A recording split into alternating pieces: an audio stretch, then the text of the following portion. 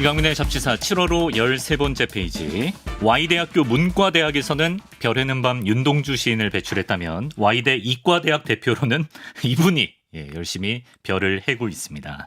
우주먼지 지웅배 교수와 함께합니다. 어서 오세요. 네, 반갑습니다. 지금은 또 우주를 사랑했던 세종대왕의 뜻을 받들어서 아하. 세종대학교에서 열심히 또 은하를 연구하고 있습니다. 화학을 양성하고 은하를 연구하는 훌륭한 분입니다. 예, 반갑고요. 자, 밤하늘의 모든 별들을 다루는 그날까지 잡지사 우주먼지의 야심찬 프로젝트죠. 스타리안 나이트. 저희가 지금까지 카노푸스, 베가, 시리우스, 아크투루스까지 만나봤고요. 이제 오늘 만나볼 5번째 별은 듣기로 천문학자들에게 기적과도 같은 별이라고 들었거든요. 네, 맞습니다. 어떤 별입니까, 선생님? 이름 자체가 기적입니다. 아, 이름이? 네. 우리가 기적을 뭐라고 하죠, 영어로? 미라클이라고 하잖아요. 네, 그래서 네. 실제로 그 라틴어와 같은 경이로움, 뭐 환상적인 그런 뜻을 갖고 있는 단어에서 온 이름이에요. 그래서 별의 이름 자체가 미라입니다. 아, 미라? 네. 오, 예쁘네. 사람 이름 같기도 하고. 네, 그러게요. 예. 아, 그렇습니다. 이 예. 미라가 네. 사실 많은 분들이 별로 눈으로 보신 기억은 없을 거예요. 그 우리나라에서 잘 안 보이는 별자리인데 그래요. 고래자리 좀 아래쪽에 떠 있는 별자리이기도 하고 이 미라라는 별 자체는 또 아주 밝진 않아요. 아, 그래서 눈으로 운이 좋으면 볼 수 있는데 네. 아마 많은 분들이 딱히 내가 미라라는 별을 본 적이 있나 싶으신 분들이 많을 겁니다. 네, 네. 그렇군요. 네, 관련해서 뭐 스타트렉 시리즈 얘기해 주실 게 있나요? 아, 네. 그 제가 이 스타리안 나잇을 준비할 때마다 네. 너무 재밌는 게 네. 정말 많은 별들이 우리 대중문화에서 쓰였어요. 음. 그래서 이 지금 소개해드린 미라라고 하는 별도 별로 유명하지 않은 별인 것 같지만 네. 또 스타트rek이라는 아주 유명한 그 SF TV 드라마에 그렇죠. 아주 중요한 사건의 배경으로 나오거든요. 좀 덕후 같을진 모르지만 잠깐의 시간을 드리겠습니다. 예. 이거도 스타트rek이거든요. 이거 보이시나요? 이거 진짜 덕후였잖아. 이거 안 보이는구나. 이렇게 아, 딱 배지가 예. 있습니다. 오늘따라 유독 갈로아 작가 느낌 나네요. 예. 네, 그래서 그 스타트렉 시리즈에 어떤 이야기가 있냐면 네네네. 이제 주인공들이 USS 엔터프라이즈라는 함선을 타고 이제 우주를 여행을 하거든요. 근데 이 대원들이 오래 전에 농업용 식민지로 건설했던 오미크론 세티라고 하는 행성에 가요.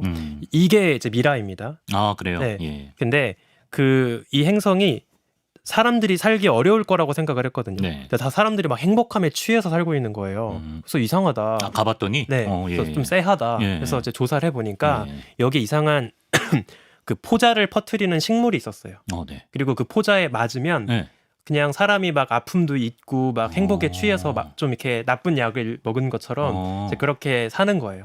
그래서 나중에 그 스타트rek에 되게 로봇 같은 외계인 캐릭터 스팍이라고 있거든요. 예. 근데 그 스팍이 이 포자에 취해가지고 네. 생전 처음 막 데이트하고 사랑도 나누고 로봇인데 네, 그런 기분 좋아서 로봇 같은 로봇 같은 네, 친구예요. 무뚝뚝한 그런 대문자 T 외계인이 있거든요. 예. 근데 그 친구가 이제 막 그런 장면도 나와요. 그 정도로. 네, 그래서 이제 이 이야기를 보면은 이제 일부 평론가들이 한 이야기인데 되게 유명한 그 호메로스가 쓴 오디세이라는 작품에 나오는 비슷한 장면이 있어요. 아, 그렇습니까? 그래서 거기에 보면은 연꽃 먹는 자들이라는 작품이 있는데 예. 거기 어떤 전설 속의 섬에 갔더니 거기 풍랑을 맞아서 이제 표류를 했는데 그 선원들이 만난 원주민들을 보니까 그 원주민들이 연꽃을 먹고 막 행복함에 취해서 사는 거예요. 그래서 그거를 먹은 선원들도 네. 고향에 대한 그리움도 까먹어버리고 그다음에 당장 내가 집으로 돌아가야 된다는 그런 의욕도 잃어버리고 그래서 그 꽃을 먹지 마라 뭐 이제 이런 이야기들이 나오거든요. 서사가 비슷하네. 네, 그래서 아마 이거를 좀 참고하지 않았을까 그런 생각이 들기도 합니다. 이 얘기를 왜 한 거야? 아, 근데 그 오미크론 네. 별이 미라다? 네, 오늘의 맞습니다. 주인공이 미라다? 그래서 뜻밖에도 예. 방금 소개해드린 이 에피소드가 이제 스타트rek에서 그 디스 사이드 오브 패러다이스라고 해서 네. 낙원의 이면이라는 이제 이름으로 한 번역이 될 텐데 네. 그 개인적으로 이 에피소드에 등장하는 좀 인상적인 대사가 있었어요. 진짜 덕후잖아. 그- 예, 소개하시죠. 근데 이거 좀 약간 되게 시적인 대사예요. 감동적인가요? 네. 들어볼게요. 이제 여기가 낙원이라고 생각을 한 거잖아요. 오케이. 사람들이. 예. 그래서 그 같이 무사히 꽃의 유혹을 떨쳐내고 다시 함선으로 돌아갈 때 그 두 주인공이 나누는 대화가 있습니다. 예. 그래서 뭐라고 하냐면 우린 이렇게 또 낙원에서 두 번째로 쫓겨나는구만 이라고 이야기를 해요. 그러니까 첫 번째 낙원은 에덴 동산이었던 거고 우린 또다시 낙원에서 두 번째로 쫓겨난다라고 이야기를 하는 거죠. 예. 그랬더니 이제 그 이야기를 들은 그 선장, 커크 네. 선장이 어쩌면 애초에 우리 인간들은 낙원에 살 운명이 아니었던 건지도 모른다라고 이야기를 합니다. 그래서 되게 시적으로 인상 깊은 그런 대사가 나와서 네. 요즘 저의 상황과 그 피부를 관통하는 것 같습니다. 아 그런가요? 네. 예. 그래서 혹시 좀 옛날 역시 이과 윤동주라고. 예. 그 오리지널 시리즈여서 네네네. 좀 옛날 드라마이긴 한데 한번 관심 있으시면 찾아보셔도 좋을 것 같습니다. 아 좋습니다. 예. 스타트렉 시리즈 얘기 네. 잠깐 해봤고요. 기적의 별이라는 거잖아요, 미라가. 네, 왜 맞습니다. 미라를 천문학자들은 기적의 별이라고 하는 건가요? 이 별을 이제 처음으로 주목했던 천문학자가 16세기 독일에 살고 있던 다비트 파브리치우스라고 하는 천문학자인데 네. 이제 원래 이 사람은 뭘 하고 있었냐면 그 자기가 수성이라고 생각했던 수성의 움직임을 망원경으로 보고 이제 꼼꼼하게 기록을 하고 있었어요. 근데 이 행성이 어떻게 위치를 바꾸는지를 기록을 하려면 그 비교가 될 만한 고정된 배경 별이 필요하잖아요. 아 그렇죠. 그러니까 별들은 안 움직이는데 행성만 매일 자리를 바꿀 테니까 그 고정된 별로 기준을 삼을 별들이 필요했던 거예요. 그렇죠. 예. 그래서 그냥 아무 생각 없이 망원경으로 딱 봤을 때 자기가 수성이라고 생각했던 그 천체 옆에 뭔가 별이 있는 것 같으니까 네. 그 별의 위치를 기록을 한 거예요. 네. 참고로 이건 좀 TMI인데 네. 파브리치우스가 수성이라고 생각했던 이 천체는 사실은 목성이었습니다.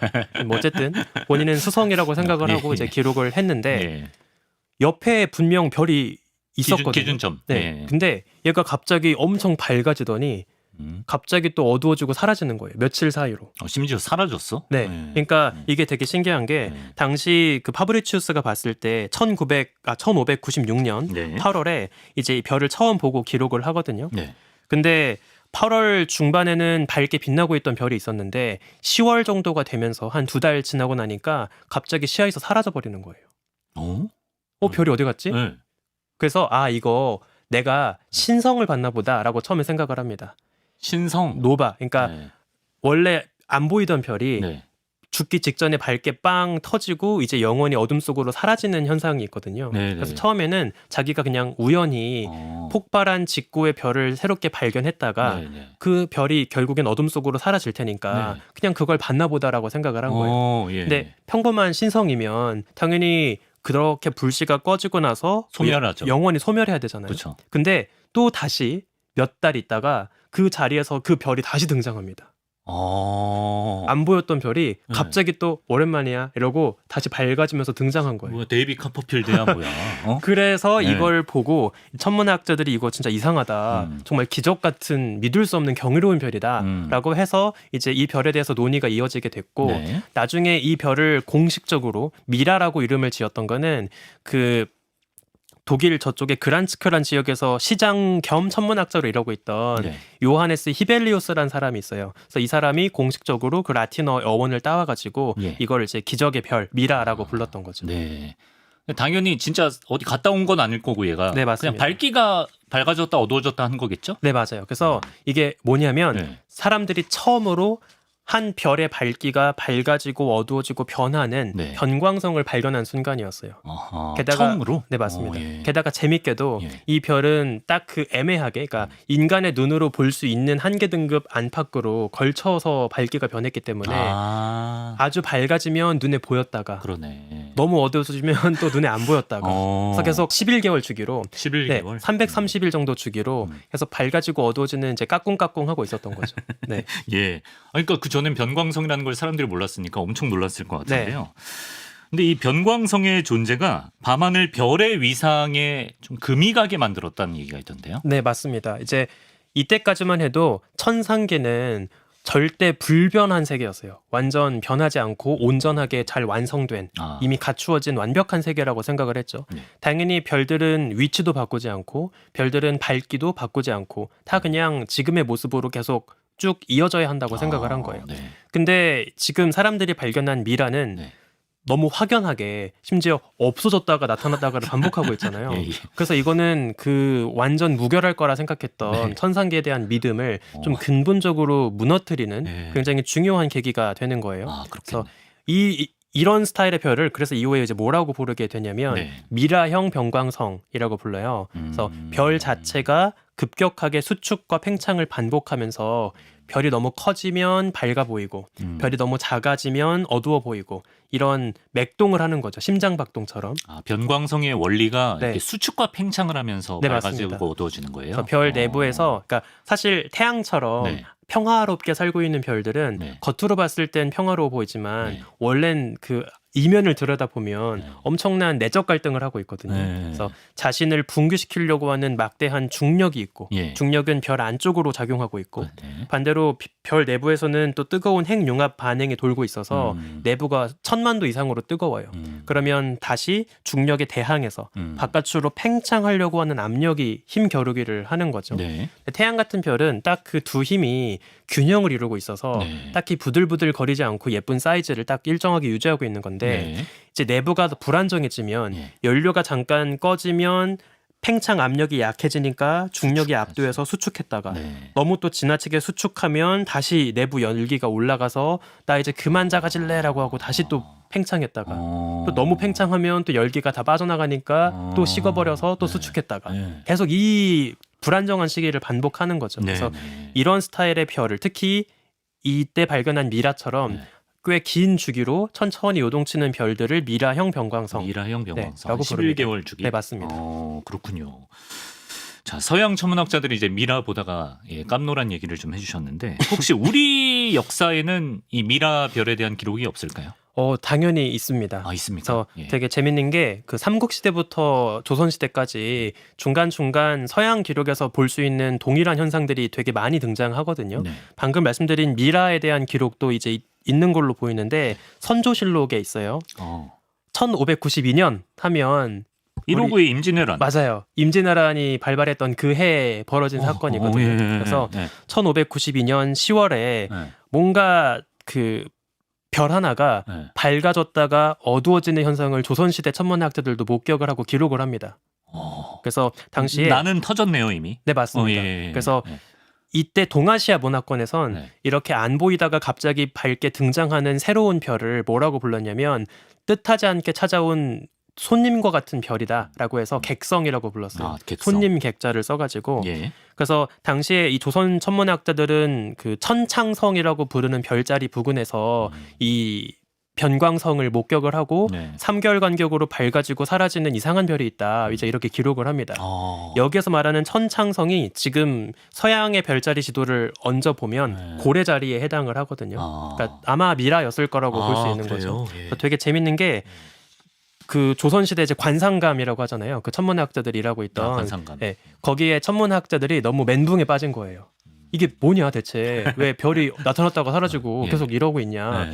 그래서 이거를 그냥 한번 밝게 터지고 사라지는 객성이라고 볼 수 없는 것 같다. 그래서 이제 막 엄청 치열하게 논쟁을 합니다. 그래서 그 천문학자 현직 말고 이미 은퇴한 선배들까지 고참들 모셔가지고 은퇴자들 네, 며칠 동안 이걸 가지고 막 토론을 해요. 진짜 네, 이게 객성일 것 같냐 아니면 평범한 항성이냐 막 엄청 싸워요. 그래서 뭐 토론 끝에 예. 이거는 객성이라고 보긴 어려운 것 같다. 객성은 한번 밝아지고 영원히 사라져야 하는데 그렇지. 얘는 또 한 3, 5개월 있다가 또 등장을 하고 있으니까 예. 이거는 아마도 그냥 붓박의 별인데 네. 단지 좀 밝기가 이상한 애들인 것 같다라고 생각을 해서 그렇게 기록을 합니다. 예. 그래서 잠깐 선조실록에 실제 등장하는 그 문장을 조금 읽어드리면 네네.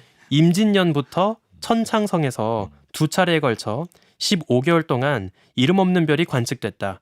오랫동안 이 별을 객성이라고 불렀는데 이건 객성이라기보다는 고정된 항성으로 봐야 될 것 같다. 라고 이제 이런 기록을 해놔요. 맞는 말이네. 맞는 말이죠. 네. 그래서 또 재밌는 게 이 조선시대 천문학자들이 미라의 그 존재를 인식했던 게 1592년 4년 정도잖아요. 예. 그러니까 아까 소개드렸던 그 파브리치우스 독일 천문학자가 미라를 발견하고 신비로워했던 시점보다 네. 조금 더 일러요. 한 2, 4년 정도 더 일찍입니다. 그래서 뭐 굳이 뭐 사실 이런 그 선후 관계를 따지는 게 의미가 없긴 한데 네. 그냥 약간 기분 좋으라고 독립된 한번, 사건이지만. 네, 독립된 사건이지만 예. 생각해 보면 뭐 우리가 조금 더 일찍 발견했다라는 얘기도 해볼 수 있을 그리고 것 얼추 같아요. 맞게 보셨다. 네, 맞습니다. 저는 뭐 1592라고 해서 왜 놈들이 우리나라에 들어오니까 별 해기망측한 일이 이 정도일 네. 거라고 생각했는데 네. 되게 과학적으로 보셨네요. 네. 예. 그리고 한편으로는 좀 그런 생각도 들더라고요. 그런 그 나라가 뒤집어 엎어지고 있는 와중에도 이렇게 우주를 보고 기록하는 일들을 그러네. 쉬지 않았다는 게 되게 대단하다는 생각이 맞네요, 들기도 진짜. 했어요. 예, 좋습니다. 자, 그러면 미라는 과연 어떤 별인가 조금 더 자세히 들어가 보도록 하겠습니다. 미라가 뭐 언제쯤 탄생한 별인지도 궁금하고요. 뭐 크기라든지 특징이라든지 뭐 이렇게 주목해 볼 만한 부분이 있을까요? 네, 저는 미라 진짜 신기한 별이라고 생각해요. 왜? 일단 네. 첫 번째, 보통 별 하면 어떤 모양을 상상하시나요? 별이요? 네. 그 팔 다섯 불가사리 모양. 네. 너무 유아적인가요? 괜찮습니다. 예. 그거 말고 이제 네. 우리가 우주에 가서 네. 태양 같은 별을 보면 네. 그냥 공 모양이잖아요. 그렇죠. 구. 네. 그래서 그냥 예쁜 동글동글한 공 모양일 거라고 생각을 할 수 있는데 미라는 확연하게 좀 길쭉하게 찌그러진 럭비공 같은 모양을 하고 있어요. 그래요? 이게 실제로 관측을 해서도 우리가 확인을 한 사실인데 왜 그러냐면 이 미라는 굉장히 불안정하게 아까 말씀드린 것처럼 부들부들거리고 있다고 했잖아요. 네. 그래서 죽음을 향해 가고 있는 마지막 단계를 앞두고 있기 때문입니다. 우리가 이런 애들을 이제 뭐라고 하냐면 이미 미라 같은 별은 그 별의 외곽 대기가 한 차례 벗겨져 날아갔어요. 그리고 그 남은 속살이 열심히 팽창과 수축을 반복하면서 진정한 죽음을 향해 가고 있거든요. 그렇습니까? 그래서 이렇게 성장하면서 다시 또 거성처럼 커다란 단계에 근접한 그 단계로 접어들고 있기 때문에 천문학에선 이런 스타일의 별을 뭐라고 하냐면 네. 그 점근 거성가지 별이라고 불러요. 그러니까 이게 무슨 뜻이냐면 거성들이 쭉 그래프를 그려보면 네. 거성들이 한 나뭇가지처럼 쭉 분포하는 영역이 있거든요. 네. 그래서 그 영역에 접근해 가고 있다라고 해서 점근 거성 가지 브랜치라고 불러요. 예. 그래서 줄이면은 AGB 별이라고 부를 수 있는데 네. 참고로 이 미라는 질량은 태양하고 비슷할 거예요. 근데 사이즈가 얼마나 커질 수 있냐면 우리 태양에 비해서 300에서 700배까지도 커질 수 있습니다.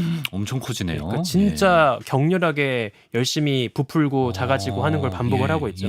그럼 자연스럽게 그 별의 표면 물질이 계속 사방으로 뿜어져 나갈 거예요. 너무 격렬하게 요동치고 있다 보니까 또 별이 너무 거대하게 커지게 되면 결과적으로 별의 중심으로부터 표면까지의 거리가 멀어지는 거잖아요. 그렇죠. 그럼 거리가 멀어지면 별의 중심이 이 표면의 물질을 잡아놓을 수 있는 중력의 세기가 약해질 약해지죠. 거예요. 예. 그래서 더욱더 취약해지니까 네. 금방금방 빠르게 우주 공간으로 날아가게 되겠죠. 네. 그래서 지금 미라 같은 경우에는 얼마나 빠르게 다이어트를 지금 하고 있냐면 10만 년 정도의 10만 년 시간이 정도. 흐르는 동안 예. 계속 별이 요동치면서 네. 자신의 물질을 태양 질량 정도를 토해내고 있어요. 태양 질량 정도가 빠져나간다고? 네. 10만 년 동안? 그래서 이게 뭐 10만 년의 태양 하나면 뭐 별로 아닌 거 아니야라고 생각할 수도 있겠지만 반대로 생각하면 이 부들거리는 미라 옆에 숨어서 별이 토해내고 있는 물질을 열심히 모으는 거예요. 그럼 10만 년이면 태양 하나 빚을 수 있는 거예요. 토에 빠져나간 애들은 어떻게 돼요? 다 이제 우주 공간으로 둥글게 퍼져 나가는 거죠. 그래서 우리가 이런 스타일의 그 별이 열심히 질량을 우주 공간으로 분출하는 이런 방식을 이제 별의 질량 손실, 매스 로스라고 부르거든요. 네, 그럼 얘는 점점 작아질 수밖에 없는 거예요. 네, 맞습니다. 점점 질량은 전체적으로 작아져야겠죠. 그래서 마지막에 결국 이 별이 품고 있는 모든 연료가 다 고갈되고 나면 결국 별은 자기 자신의 마지막 외곽 그 가스 층까지 다 격렬하게 토해내면서 동그랗게 행성상 성운이라고 부르는 형태의 잔해를 남기고 중심에는 백색 외성이라고 부르는 씨앗을 남기고 아마 사라지게 될 거예요. 그럼 얘는 나이가 엄청 많은 별인가 보네요. 지금 임종 직전이라고 하니까. 네, 맞습니다. 이 별은 이제 굉장히 열심히 오랫동안 살아왔던 별인 거죠. 하얗게 불태우고 있는 별이었습니다. 우리 저번에 만나본 그 시리우스 같은 경우는 이제 별 2개가 짝을 이루는 쌍성이었고 또 아프리카 어떤 부족에서는 그 세 번째도 있다라고 얘기했던 기억이 나는데 미라도 쌍성이라고 합니다. 미라 A, 미라 B가 있나 보죠? 네, 맞습니다. 그래서 미라도 우리가 망원경으로 자세히 보면 별 2개가 따로 보이거든요. 사실 미라 A랑 미라 B, 미라 A가 이제 아까 말씀드린 그 AGB 별, 곧 죽음을 앞두고 열심히 그 수축과 팽창을 반복하고 있는 부들부들하는 커다란 별이고 미라 B가 이제 똑같이 백색외성. 이에요. 그래서 아마 미라 B가 더 무거웠고 진화를 더 빨리 맞춰서 일찍이 죽어 있는 상태가 아닐까 생각을 할 수 있는데 미라 A랑 미라 B가 떨어진 거리가 가깝진 않거든요. 70 AU 정도니까 우리 그 지구와 태양까지 거리의 한 70배 정도 되는 거예요. 머네. 꽤 멀리 떨어져 있는데 네. 다만 미라까지의 거리도 멀잖아요. 네. 우리 지구에서 한 400광년 거리에 떨어져 있어서 네. 그래서 그냥 눈으로 봤을 땐 이 별 두 개가 구분돼서 보이진 않아요. 아, 겹쳐 보여요. 네, 맞습니다. 대신에 허블 우주망원경 같이 네. 좋은 망원경으로 관측을 하면 이제 흐릿하게나마 별 두 개가 따로따로 보이는데 지금 사진을 보시면 네. 저 미라 별 있잖아요. 아래쪽에 좀 확대된 저 별 모습이 좀 이상해 보이지 않아요? 약간 길쭉하게 찌그러져 있고 또 특히 오른쪽에 있는 건 약간 꼬리 같은 꼬리가 게 있네요. 삐져나와 올챙이 같네요. 갈고리처럼 예. 저게 뭐냐면 지금 미라 A랑 미라 B 두 별이 네. 서로의 강한 중력으로 붙잡혀서 미라 B 그 미라 A가 부들거리면서 표면이 엄청 커질 수 있다고 했잖아요. 네. 그래서 그때 외곽의 물질이 느슨한 중력의 소나기를 벗어나서 네. 옆에 살고 있는 동반성 미라 B 쪽으로 중력으로 끌려갑니다. 그래서 아. 미라 A의 표면 물질이 미라 네. B 쪽으로 끌려가면서 만들어지는 모습이에요. 아, 저 사진은 뭐예요? 저거가 네. 그래서 방금 말씀드린 그 메커니즘을 네. 더 적나라하게 직접 보여드리고 있는 중요한 사진인데요. 이제 X선 망원경으로 찍은 거예요. 네. 챈드라라고 하는 X선 망원경으로 찍었는데 보시면 지금 오른쪽에 있는 게 보통 교과서에서 보여주는 그 백색외성과 거성이 인접해 있을 때 네. 거성 표면에 물질이 백색외성의 강한 중력에 이끌려서 잡아 당겨지고 백색외성 쪽으로 이제 물질이 이동하는 그래서 쌍성 그러니까 오른쪽 사진에서 파란색이 백색 외성인 거죠. 네, 맞습니다. 그래서 쌍성 간의 물질 교환이 일어나는 그 모습을 교과서에서 상상도로 보여주는 거거든요. 아, 저건 상상도예요. 네. 오른쪽은. 오른쪽에 예, 있는 예. 그림은 상상도예요. 네. 그리고 왼쪽에 있는 게 실제 그 미라 A, B를 챈드라 우주망원경으로 찍은 건데 예. 너무 신기하지 않아요? 교과서에서 네. 그림으로 그린 그 모습이 실제 사진으로 확인이 되는 거예요. 교과서가 대단한 책이군요. 저걸 보고 교과서들을 만들었겠죠. 아, 그런가? 네. 아, 저걸 보고 만들 거면 저 사진을 실으면 되잖아. 이제 왜 그림을 더 그리는 거야? 우리가 이해하기 무슨 쉽게. 상황인지 예. 좀 더 이해하기 쉽게 하려고 그래서 저는 저거 예. 좀 되게 신기하다고 생각해요. 그러니까 물론 우리가 간접적인 네. 관측적 증거들을 통해서 뭐 당연히 별이 인접해 있으면 표면의 물질이 파트너 별로 쏠려갈 수 있겠지, 물질이 빼앗길 수 있겠지라고 생각은 할 수 있는데 네. 실제로 그런 일이 벌어지고 있는 거를 물론 X선이긴 하지만 저렇게 볼 수 있다는 게 너무 신기한 것 같아요. 그러네, 진짜. 말씀 듣고 나니까 진짜 신기해 네. 보입니다. 예. 그 미라가 진짜로 꼬리가 긴 별이라고 하는데 네. 저 꼬리를 말하는 건가요? 네. 지금 보여드린 거는 꼬리의 축에도 못 낍니다. 진짜 긴 꼬리가 진정한 있나요? 긴 꼬리가 긴 있거든요. 꼬리 원숭이처럼? 네. 미라는 아주 꼬리가 긴 별이거든요. 무슨 말이죠? 그래서 예. 그 미라의 모습을 갈렉스라고 하는 이번엔 자외선 우주 망원경으로 찍은 사진을 보시면 좋은데 지금 앞에 저 사진에서 길게 그려지는 꼬리 있잖아요. 네. 저게 이제 실제로 우주 공간에서 미라가 열심히 날아가면서 자신의 궤적 뒤에다가 흘리고 있는 진짜 꼬리네 저거는. 꼬리입니다. 뱀 같네. 별똥별 같은데요, 별똥별? 진짜 네. 약간 혜성처럼 보이잖아요. 네. 애초에 혜성이란 단어가 코멧 그 어원이 네. 꼬리를 그린다는 뜻이거든요. 그래서 뭐 굳이 따지면 미라도 혜성, 꼬리 그 코멧이라고 불러줘도 되지 않을까 싶은데 저 꼬리의 길이가 얼마나 기냐면 13광년입니다. 그러니까 저 사진 하나가 네. 그러니까 약간 재밌는 생각을 해볼 수 있는데 예. 지금 저 오른쪽 끝에서 왼쪽 끝까지 우리가 사진이니까 네. 이렇게 시선을 쫙 돌릴 수 있잖아요. 예. 우리가 오른쪽 끝에서 왼쪽 끝까지 시선을 쫙 돌리면 순식간에 13광년을 훑어보는 거예요. 그러네. 네. 굉장한 현장이라고 생각을 하고 뭔가 느낌 이상하다. 예. 저런 일이 이제 벌어지는 이유가 뭐냐면 일단 아까 말씀드린 것처럼 미라는 수축과 팽창을 반복하죠. 그래서 표면의 물질을 계속 우주 공간에 토해내고 있어요. 그러면서 미라가 또 우리 은하계 공간을 빠르게 직진하고 있습니다. 네. 그래서 얼마나 빠르게 움직이냐면 네. 초속 130km. 초속 130km? 네, 시속 130도 과속이잖아요. 가속이죠. 네, 너무 근데 가속이죠. 초속 초속 130km. 와. 이게 시속으로 환산하면 대략 47만 킬로미터쯤 돼요. 야. 그러니까 엄청나게 빠르게 한 시간에 지구 10바퀴 넘게 도네. 그래서 우리가 알고 있는 저 별들 중에 제일 네. 빠르게 이제 움직이는 별 중에 하나거든요. 그래서 폭주하는 이제 별인데 네. 말 그대로 슈팅 스타죠. 그러면 저게 네, 슈팅 스타네요. 총알 같은 별이니까. 그래서 그렇게 자신의 외곽 대기를 내뿜으면서 움직이고 있으니까 그 흔적이 이제 뒤에 꼬리로 남고 있는 거예요. 네. 그리고 네. 특히 아까 사진 보시면 또 미라가 앞쪽으로 나아가는 그 앞쪽에 진짜 공기를 가로질러서 날아가는 총알 모습 본 것처럼 네. 그 활 모양의 충격파가 이렇게 보이거든요. 이제 저게 왜 생기냐면 예. 별이 우주 공간의 성간 물질을 뚫고 날아가게 되는데 네. 별이 분출한 외곽의 물질과 애초에 성간 물질이 충돌을 합니다. 네. 그러면 그때 굉장히 막대한 에너지가 만들어져요. 그래서 특히 이 사진은 자외선 카메라로 찍었잖아요. 네. 그래서 자외선은 엄청 에너지가 높은 빛이기 때문에 네. 유독 별이 앞으로 나아가는 그 충격파를 따라서 네. 선명한 자외선이 지금 밝게 관측이 되고 있는 겁니다. 아, 저 꼬리의 길이가 아까 13광년이라 그랬잖아요. 네. 근데 저게 그러면 저 13광년짜리 꼬리가 만들어지기까지의 걸린 시간은 아, 더 짧은 거죠? 아니, 저 별이 이제 헷갈리네. 예. 움직이는 속도가 초속 130km쯤 되니까 아, 그렇지, 그렇지. 그거를 감안하면 네. 우리가 지금 볼 수 있는 꼬리 끝에서 네. 현재 미라의 위치까지 얼마나 시간이 오래 걸리면서 저 꼬리를 그렸을지를 유추할 수 있겠죠. 그러니까. 예, 그렇게 예, 하면 예. 한 3만 년 걸립니다. 아, 3만 년 움직였더니 13광년짜리 꼬리가 생긴 거예요. 네, 맞아요. 워낙 빠르게 움직여서. 네. 그래서 되게 재밌는 게 저거를 보면 약간 그 시간 스케일을 좀 헤아려 볼 수 있거든요. 어떻게요? 예. 그 왼쪽 끝에 꼬리가 출발했던 포인트 있죠. 제일 흐릿한 예, 끝에. 예. 네. 저 꼬리가 그려지던 당시에 우리 지구에서는 네안데르탈인이 멸종하고 있었어요. 아, 네안데르탈인 멸종 시점이다. 네. 오케이. 그리고 네. 저 꼬리의 가운데, 그러니까 네. 15,000년 전쯤 됐겠죠. 네. 꼬리 한 가운데를 지나고 있을 때 네. 그때는 드디어 인류가 뗀석기를 쓰고 있었습니다. 네. 그러니까 저 꼬리가 그려지는 동안 인류의 역사가 또 지구에선 열심히 흘러가고 있었던 거예요. 그러네. 연표 같다, 연표. 네, 맞아요. 와, 신기하네. 예. 알겠습니다.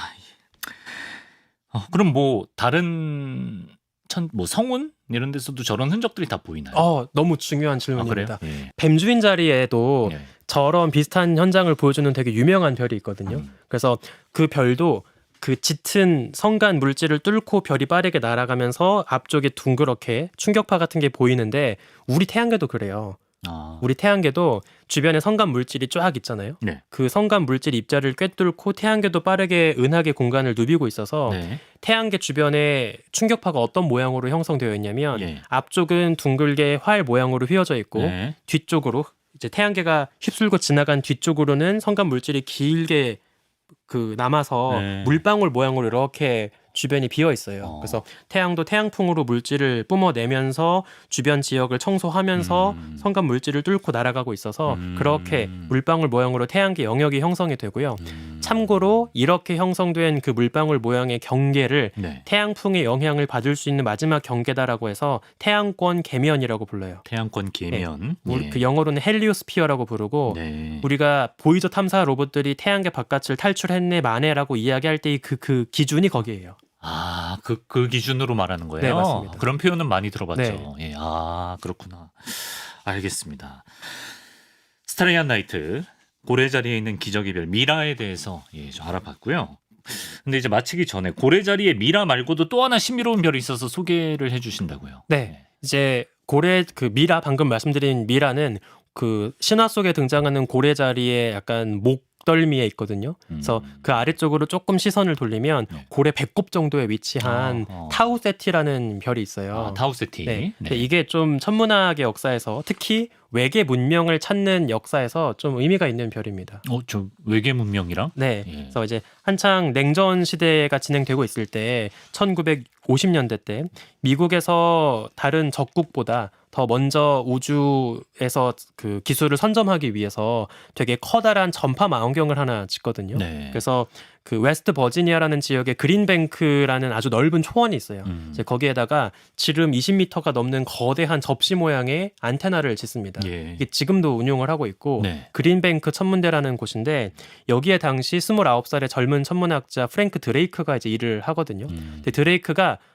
남들 모르게 좀 이상한 야망이 있었어요. 어떤? 이제 그런 커다란 전파 망원경을 보고 나니까 이런 생각이 드는 거예요. 네. 야, 이제 저 정도면 외계인 신호도 잡겠다라고 생각을 한 거죠.